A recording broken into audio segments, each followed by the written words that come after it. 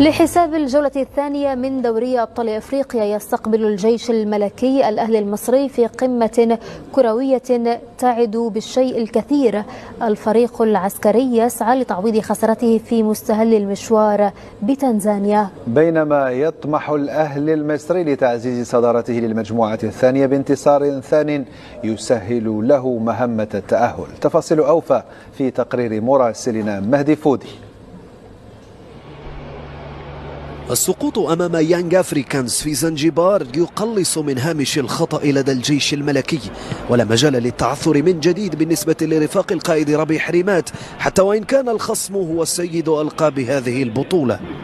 قمة الجولة الثانية أمام الأهلي المصري يدخلها أبناء البرتغالي سانتوس بغرض انتزاع 3 نقاط تزين ذهبا وتمحي خيبة الأداء في المباراة الافتتاحية، لا سيما أن الفريق يستفيد من عاملي الأرض والجمهور، ويدخل اللقاء بصفوف مكتملة باستثناء غياب المهاجم حمزة خابة بداعي تراكم الإنذارات. لقد كان مسارنا جيدا منذ بداية الموسم، سواء جماعيا أو فرديا. علينا أن نواصل على نفس المنوال وأن نؤمن بقدراتنا وبأسلوب لعبنا، والأهم هو إبداء ردة فعل بعد اللحظات الصعبة. صحيح أن المقابلة ماشي سهلة ضد واحد الفريق اللي هو كبير وكنعرفوا الدور ديالو كل عام ولا كل موسم في هذه الكومبيتيسيون، ولكن الجيش الملكي كيبقى دائما كبير وفريق كبير، وهو رجل المهام الصعبة وفي المكان ديالو، وإن شاء الله بإذن الله ما غاديش نبخلوا على الجمهور ديالنا. منتشيا بفوزه الكاسح على شبيبة القبائل الجزائري بالقاهرة، يحل الأهلي المصري ضيفا ثقيلا على العساكر في الرباط، وعينه على تعزيز صدارة المجموعة والمضي قدما في سباق التأهل. مهمة لن تكون سهلة لكبير القارة الذي يعاني من غيابات عديدة، أبرزها الحارس محمد الشناوي وحسين الشحات ومصطفى العش ومحمد عبد الله بداعي الإصابة، بالإضافة إلى المهاجم السلوفيني جراديشار بسبب الإيقاف.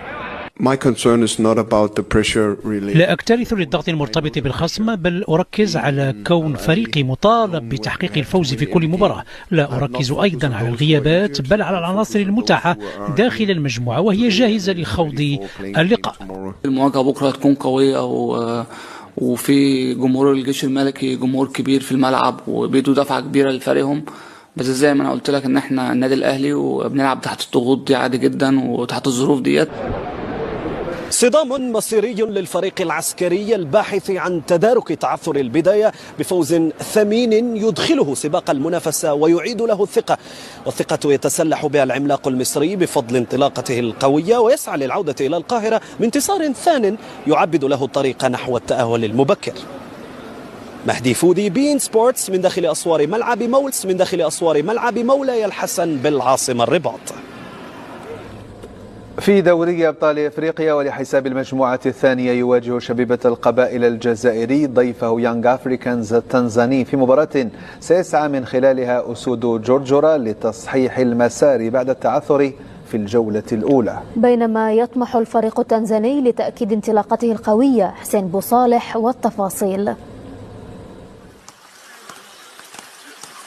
تتجه الأنظار سهرة الجمعة إلى مدينة تيزي وزو، حيث تحتضن أرضية ملعب المجاهد حسين أيت أحمد مواجهة قارية قوية تجمع بين شبيبة القبائل وضيفها نادي يانغ أفريكانز التنزاني.